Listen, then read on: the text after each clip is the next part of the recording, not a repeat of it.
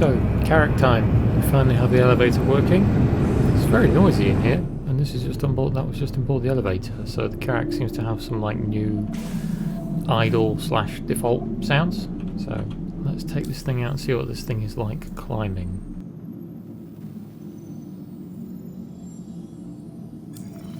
You are clear to launch.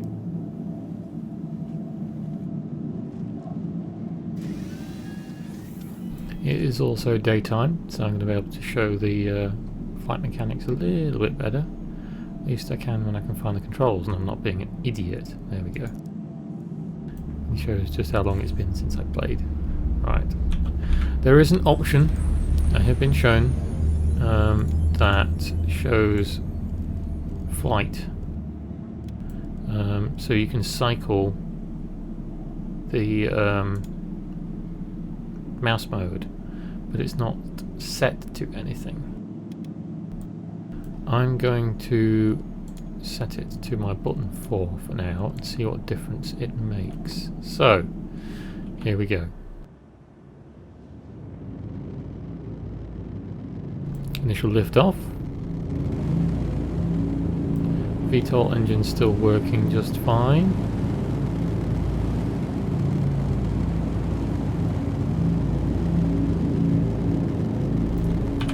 It's interesting, it won't let you switch landing gear now in third person. You have to be in first person to toggle the landing gear.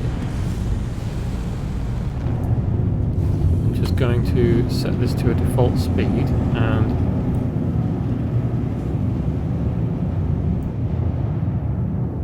okay, so the first setting that this thing was in is the main default setting for flying. This thing seems to have no issues in attaining a decent angle of attack. You see that?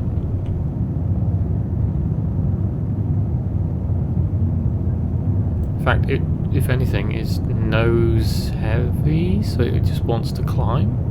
Okay.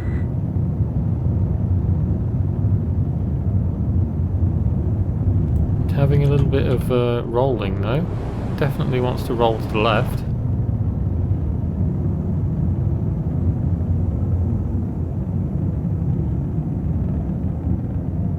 Are you going to let me correct for that? You see that?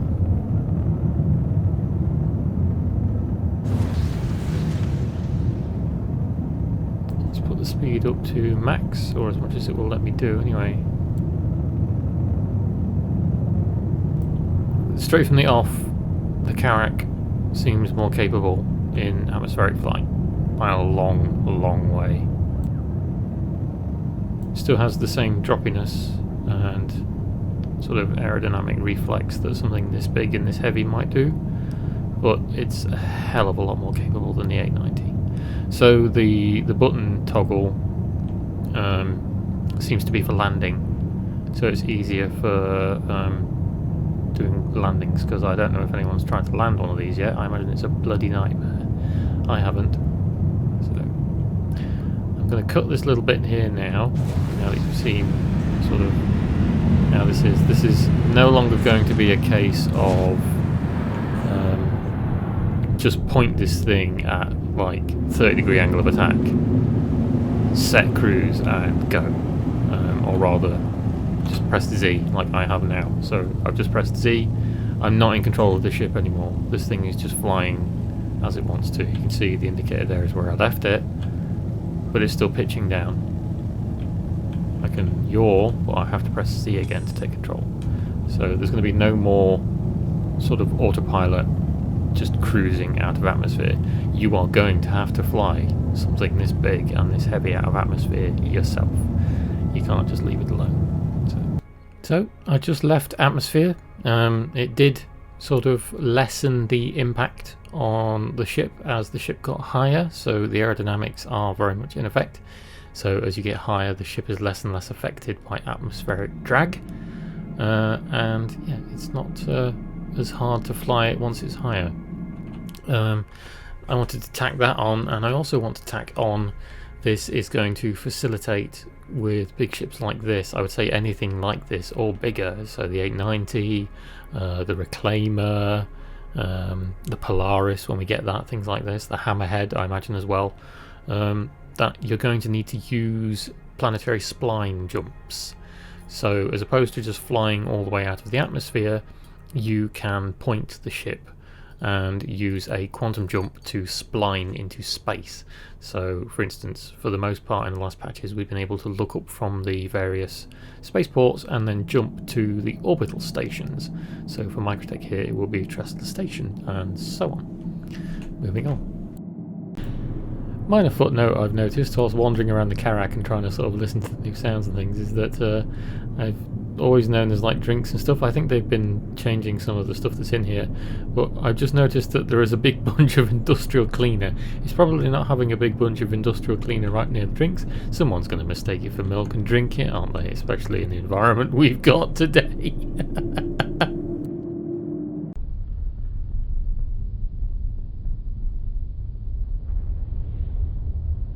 So another thing to note, I just landed at Port Olisar in my Carrick. It was a very wobbly landing on the autopilot. But I've just noticed an armour texture I've not seen before. And that's the Orc X Nightfire. You can see it's got like different paint schemes on it. So I'm wondering if they've put additional armour sets in this patch. Welcome. I'll just have a quick flick through whilst I'm recording and I'll see if I can find something. Just seems to be that one. Let's buy this one and have a quick look, shall we? It looks like it's just this specific set that's got flames and things on it. It almost has like a sort of an iridescent paint to it. I don't know if there might be other ones around the other areas. Maybe it's little Easter eggy things they've put in. I'll have to have a look and see if there's some more at some other stations. Speaking of which, I'm going to make my way to Grim Hex. So we're at Grim Hex and I can immediately see some changes to the place. So just having a quick sweep, it appears that the gigantic rock wall that used to be in the way isn't there anymore, so it's easier to get to the landing pads. But we'll give them I'm so used to looking up there for comms to talking to the ATC, but we'll contact the ATC and we'll come in to land.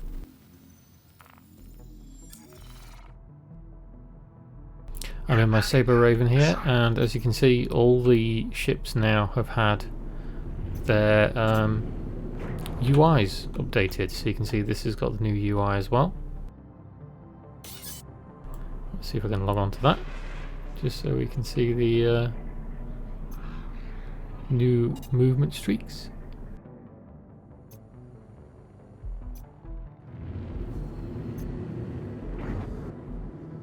This wants me to go somewhere else. Is there more landing pads?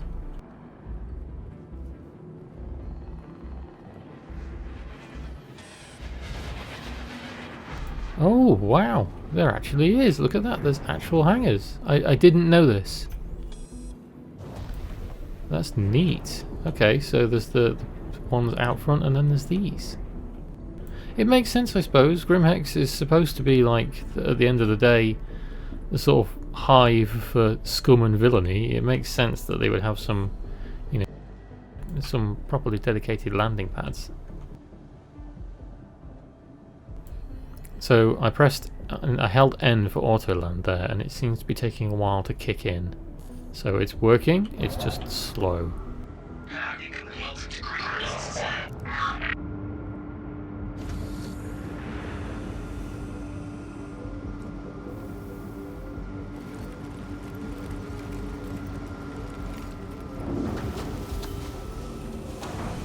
Go. Okay, let's go and have a look around the new Grim Hex. I'm quite excited actually. I never really spent enough time around Grim Hex. He's obviously very excited as well.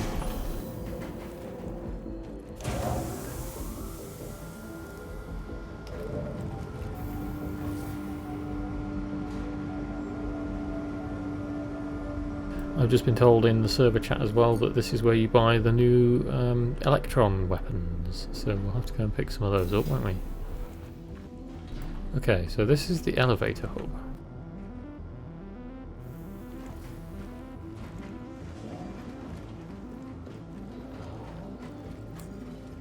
That's all elevators. There's a lot of people here. One would assume you have to go back down. So this is Normal. This is the old Grim Hex. Okay. This is what leads out to the main area. That just looks like a dead-end corridor again. I have no idea if they've changed anything down on the lower levels. I suppose we'll have to have a look.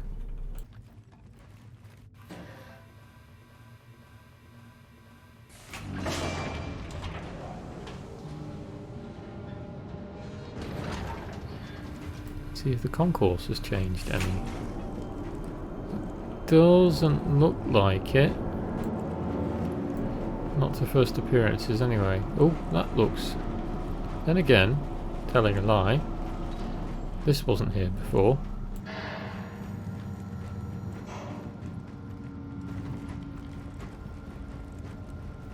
Ooh, exploring. I like exploring. Going into the bowels of Grim Hex.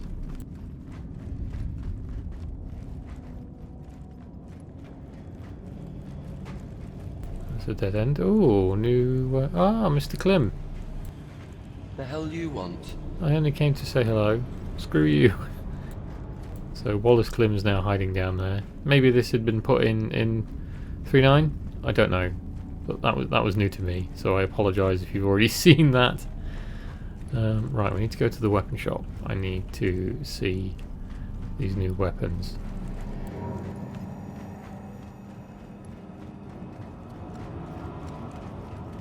So that doesn't look like it's changed all that much. Still habitation around there, still the admin over there. If it's like it was before, the gun shop and armour shop is just through here.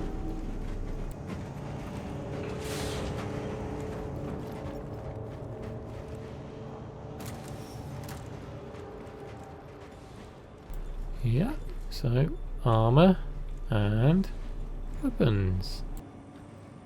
There's the sniper rifle I love, and no, I don't see any shiny new electron weapons. Not on the shelves anyway.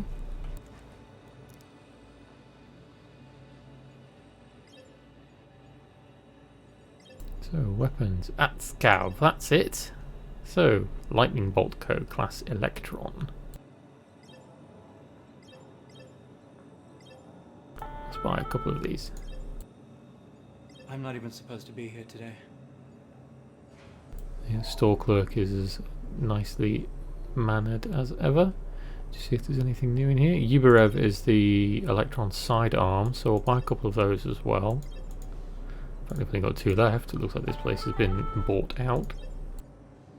Now we have to find the magazine. So there's the magazine. So Atskav sniper rifle magazine. Again, looks like they've all been bought out. I know he's sighing at me.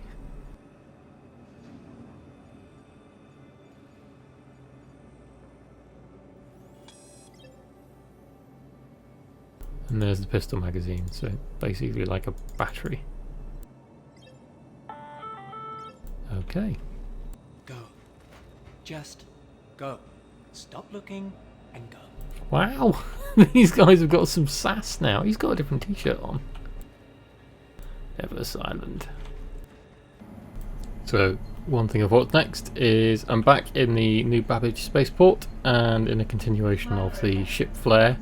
We have like the info stats and everything, but if you go to the ship rental area now, there is this little guy. It's the Linux penguin. So Pico the penguin, he's like Microtech's mascot. And you can buy these. So you can buy ones with skateboards and different things. So just have a look. Loves nothing more than carving down the slopes of Microtech. So these guys go into inventory and in person, and I assume you can store these. I don't actually know. Drop, place, inspect. I guess not. They're like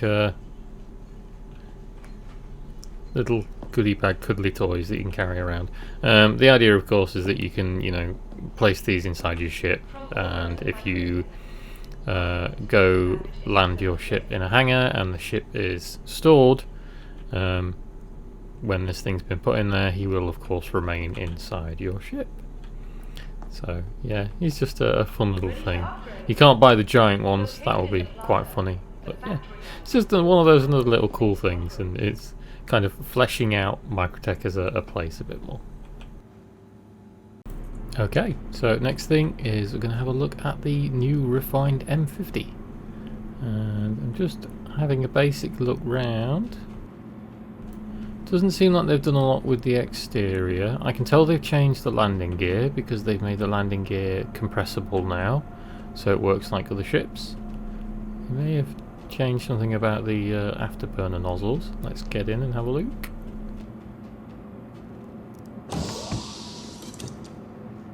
Entry is still the same. It's very dark in here.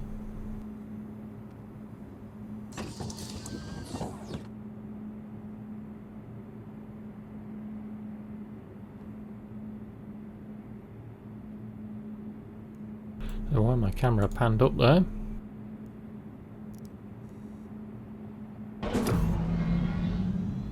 Okay, straight away this looks a lot more sleek and shiny compared to the old one. The good thing is that this is daytime on Microtech, so I can try and demonstrate some more aerodynamics as opposed to the Carrack earlier on. You are clear to launch.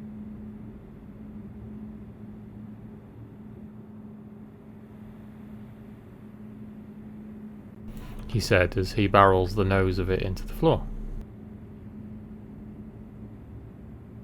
So this is still very twitchy, flying with the mouse like this. I've toggled my different thing there. That seems to be a little bit better, so yeah, the other mouse mode is definitely for using for landing. Thank you, and please visit again.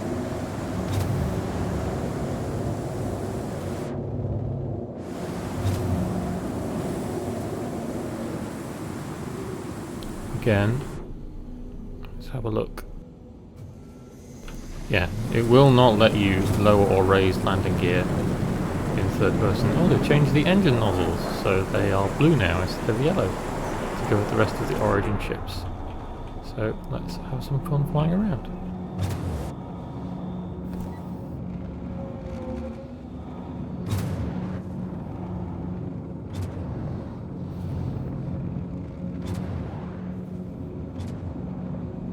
Yeah, this thing definitely feels like it flies more like a jet now.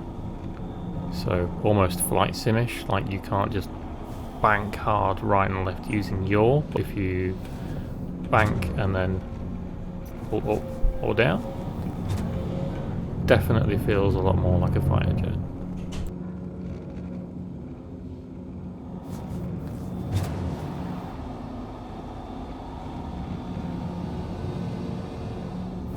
Doesn't want to roll very much though. I imagine this is going to change races and such quite a lot. What have we got up there? We've got a Reliant Tana. Let's go and have a look. See if again I can demonstrate the engine mechanic. Although I don't know if those are engine contrails up there or if that's the new movement display.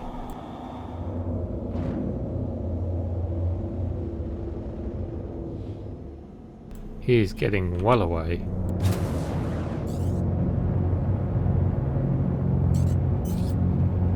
So in fact he's out of my radar range now. He's blasted away into the atmosphere.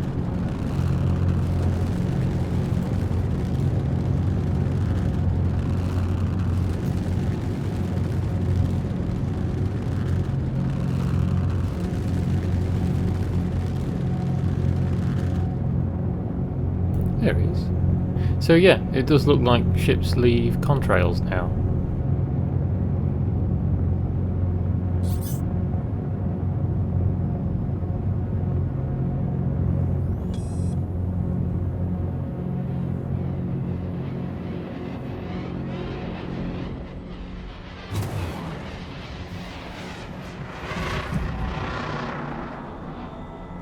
There we go.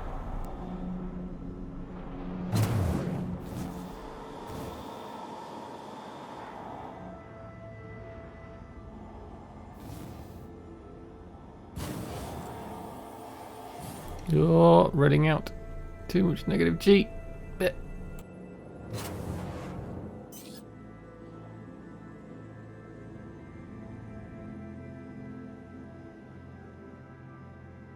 So I wanted to see if I was leaving some contrail, but I guess we're a bit too high up now. We are 50k.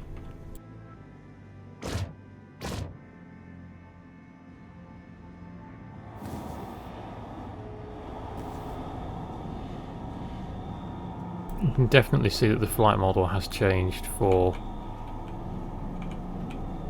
pretty much every single ship. It's definitely much more of an aerodynamic impact inside an atmosphere. So yeah, another quick look at some more ship changes. So this is a new M50 cockpit. I suppose we'll have a quick look at it now that we're actually somewhere where we can see it a bit better, because it wasn't very well lit before. It's definitely very much the new Origin style, very 300i evoking, with the thing in the front there, the little holoviewer, and then the digital displays around the cockpit that is essentially a glass bubble, just basically designed to stop you from shattering. So yeah, that's the M50 in a nutshell, with some new aerodynamics. I suppose I'll round off this part 2 of just messing around with some of the new mechanics and such. Just going back over the comments of some of the last video, because there was quite a lot of comments very fast about the new flight model, especially with the 890. I'm not complaining about the 890's flight model changes. I'm not complaining about the flight model changes at all. We knew they were coming. It's just interesting to watch them evolve, and I can see people who may not be used to the whole flight sim ethos and, you know, school of flight simming and how, you know, aerodynamics work and things like that, who may find adapting to flying big ships a bit of a bummer when it comes to maneuvering them with the new flight model. You know, people who have been flying these things for a long time, or maybe bought them a long time ago, flew them, and then they haven't come back to see this latest patch, they might be a bit disappointed with what's going on. So, or, you know, it may just take a bit of getting used to. It's hard to tell, really. But I know the change is going to be for the better. It means that in atmosphere, at least, maybe not so much in space, if there's going to be, you know, dogfights within thicker atmosphere now, so environments like Hurston and Microtech, then it means that the dogfights will be a lot more intense, because it won't just be the same space jousting that we've seen in the past with lots of dogfights going on. It will be a case of, you know, who's going to have the more manoeuvrable fighter, who's going to be the better pilot, because now it's going to involve a skill ceiling. So this is things where if someone is very dedicated and they have something like a HOTAS setup or like a dual stick setup or something like that, then they may be the better flyer and they may have the advantage over you, even if they have what may seem to be the less capable ship, because you're not used to flying in a more aerodynamically enabled environment, shall we say. It's a very technical term for it, isn't it? I'm sure there's a proper one. So yeah, definitely looking forward to seeing and testing other ships and seeing what they do within atmosphere. The 890 flies like a big brick. The Carrack flies like a bit more of a capable brick, and as I just demonstrated, the M50 flies like a fighter jet, because it is aerodynamically, you know, sound. It's meant to be a racer at the end of the day. It may turn out to be one of the more manoeuvrable fighters in the game, because it's meant to be built that way, which we'll have to see. Until I get into or watch someone else fly something like a Sabre or a Gladius, you know, we shall see. So, with that, again, thank you very much for watching part 2 of some more messing around with some of the environments and changes that have been brought in with the 3.10 PTU Wave 1 patch. And let's see if they can get some more decent fixes in for the next build, which hopefully should be within the next couple of days. See what they do, see if they bring Wave 2 out. So, thank you very much for watching. I'll see you then.